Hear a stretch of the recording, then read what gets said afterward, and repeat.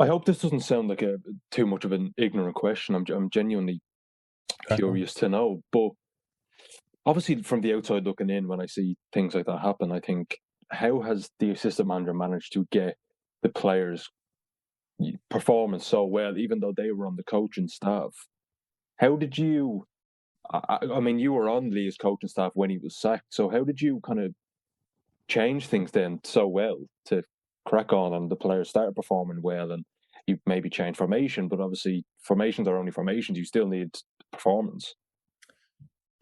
Brilliant. I have to say that is a top question. I think for me, when you're on the inside, like I was as the assistant, it's easy because you obviously you've got to steer on the way that things have been going in terms of the atmosphere around the training ground, stuff like that. And normally when you take a job on like that, it's more often than not, obviously apart from my good mate Paul Warren leaving Rotherham there last week, it's normally because results have not been great as opposed to the other way around. So I could sense the players were playing a little bit with a straitjacket on. You know, results have not been great.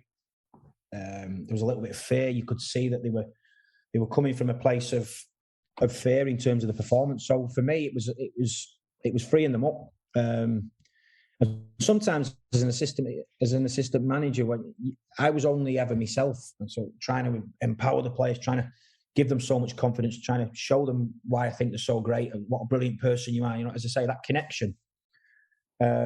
Sometimes you feel a bit like a supply teacher where it doesn't matter what you say, if the manager comes in around it and then maybe after a defeat, you know, things are said and the atmosphere can be a little bit negative and carrying it into the next game. When you become the number one, as I did then for that 2-week period, I think I suppose it's only your voice. There's nobody above you in terms of that environment, the training ground. So essentially then it was about me saying, well, listen, I genuinely don't care about mistakes. I genuinely, and they know that I don't because they'd known me for 4 years. All I care about if you make a mistake is trying to do the best thing for the team. So talk about high pressing and counter pressing, Gegan, but whatever you want to call it, it's a psychology shift because you've had the ball, you've had comfortable possession, you're looking to make an attempt on goal, and then somebody makes a mistake, gives a cheap ball away, whatever it is. There's a psychological shift there where you've got to then become, all right, then I'm going to win the ball back now. And you don't want that player that throws his arms in the air and tells all the stadium how disappointed he is, because if he gave the ball away, what would he want from his teammate?